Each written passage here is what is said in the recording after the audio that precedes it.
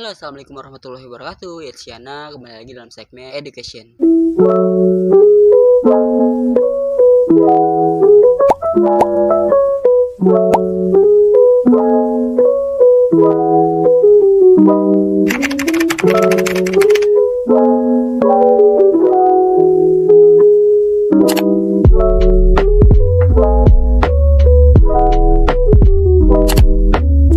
Nah, tema yang akan Yana ceritakan kali ini adalah sebuah pengalaman berorganisasi, yaitu di mana pentingnya berorganisasi di masa perkuliahan. Nah, sebelum bahas lebih jauh lagi, lebih lanjut lagi, disclaimer dulu ya teman-teman. Di sini Yana berbagi tidak untuk saling memperlihatkan kehebatan atau kelebihan, karena Yana sendiri yakin teman-teman di universitasnya atau di politiknya sudah mempunyai mindset sendiri tentang apa itu organisasi. Maka dari itu, di sini Yana hanya ingin berbagi cerita tentang seputar pengalaman Yana pribadi di dalam organisasi.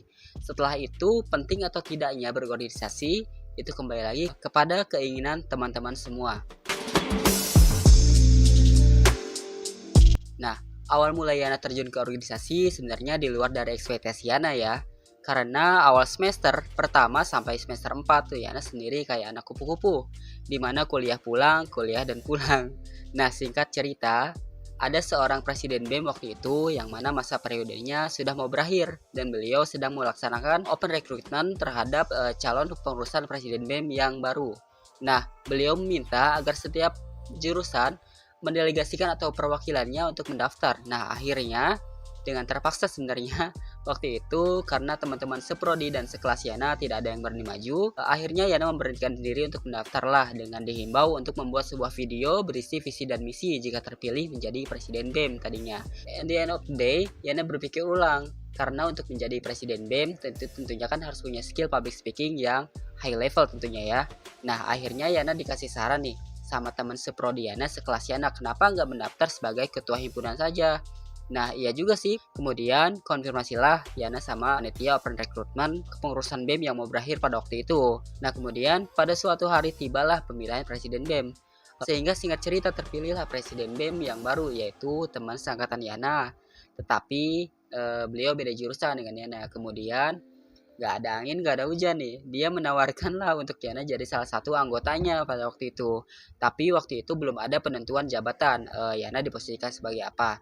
Nah, seolah dia tahu gitu ya. Sebelumnya Yana mencalonkan diri sebagai presiden BEM dan kemudian menjadi ketua himpunan. Maka dari itu presiden BEM yang baru yang terpilih itu mengontak Yana nih malam-malam menawarkan untuk bersedia jadi salah satu anggota organisasinya. Nah, kemudian setelah adanya perekrutan di hari itu oleh presiden BEM yang baru terpilih ya, akhirnya tibalah penentuan posisi atau struktural organisasi.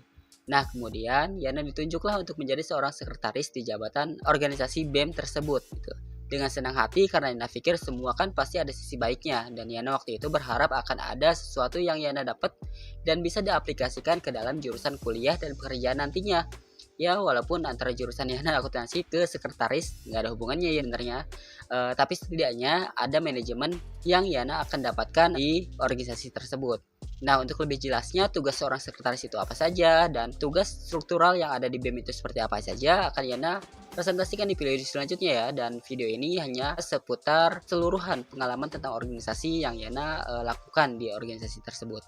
Nah, kemudian jujur sebenarnya bukan kali pertama Yana ikut organisasi, walaupun di SMP pernah jadi OSIS ya, tapi mungkin di perkuliahan kapasitasnya itu berbeda. Kalau di sekolah kita masih dibimbing oleh ketua pembinanya atau guru pembinanya. Nah, kalau di kampus mungkin bisa jadi dibilang hampir 90% ya, putusan-putusannya itu dibuat oleh pengurus yang ada di dalamnya sendiri, termasuk ketentuan-ketentuannya. Hanya saja mungkin perizinannya atau keputusan finalnya, persetujuannya yaitu masih berdasarkan kapasitas yang dimiliki oleh kampusnya sendiri. Nah, sukanya sendiri bergabung di dalam organisasi yaitu yang pertama pasti teman-teman juga sudah tahu lah ya, yang namanya berorganisasi itu yang pertama akan menambah lingkungan baru, teman baru, karakter-karakter baru. Jadi kita nggak hanya monoton di perkuliahan itu.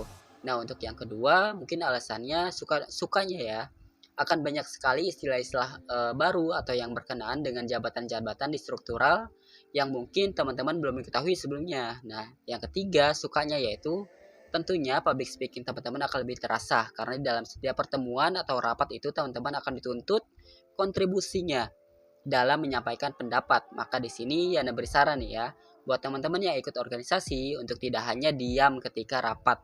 Sebisa mungkin berbicara meskipun hanya satu atau dua kata, menyampaikan pertanyaan misalnya atau saran misalnya. Nah, kemudian untuk dukanya dalam sebuah pengalaman baik di organisasi atau di luar manapun, suka tentunya akan selalu bersebelahan dengan dukanya. Nah, di mana dukanya sendiri yang pertama mungkin kita akan lebih banyak waktu di kampus, seperti menghabiskan waktu untuk rapat ketika akan mengadakan event atau program kerja dari organisasi tersebut. Nah, kemudian yang kedua, dukanya mungkin kita akan lebih keluar banyak biaya transportasi ya untuk perjalanan dinas sekitar organisasi tersebut, misalkan menghadiri acara rapat, menghadiri program-program yang ada di organisasi tersebut. Nah, kemudian yang terakhir, dukanya sendiri yaitu ini pengalamannya ya, semoga di setiap organisasi yang kita jalani itu tidak ada yang namanya dana talang ya teman-teman, seperti misalkan biaya print, biaya keperluan kecil-kecil misalnya gitu. Dan alhamdulillahnya di organisasi Ana hanya sedikit sih, bukan tidak ada tapi hanya sedikit ya yang seperti itu. Jadi semoga di organisasi teman-teman semua tidak ada hal yang seperti itu. Nah, pada kesimpulannya teman-teman, organisasi itu hadir untuk membuat kita lebih terkoneksi dengan ruang lingkup yang lebih luas, teman-teman lintas jurusan, lintas karakter juga, sehingga membuat kita itu lebih bisa mengasah problem solving ketika kita sudah menyelesaikan perkuliahan nantinya. Itu yang pertama. Kesimpulan yang kedua, Yana melihat dari sisi dunia kerja, karena menurut Yana pribadi, yang dilihat HRD itu adalah kelebihan kita. Perbedaan kita dengan kandidat pelamar yang lain itu apa sih? Maka dari itu teman-teman, menurut Yana, jika memang sempat, Yana menyarankan supaya teman-teman menambah value atau kelebihan dalam berorganisasi. Karena Yana yakin akan jadi poin plus nih bagi HRD nantinya dalam menilai kita layak atau tidaknya menerima kita. Hingga tidak ada alasan lagi nih mengapa perusahaan harus menerima kita nantinya. Well, penting atau tidaknya ikut organisasi itu kembali lagi kepada pilihan teman-teman semua. Karena Yana yakin kita semua diberikan kelebihan masing-masing oleh Sang Pencipta, baik itu di bidang akademik maupun non-akademik. It's Yana, sampai jumpa di video selanjutnya ya. Wassalamualaikum warahmatullahi wabarakatuh.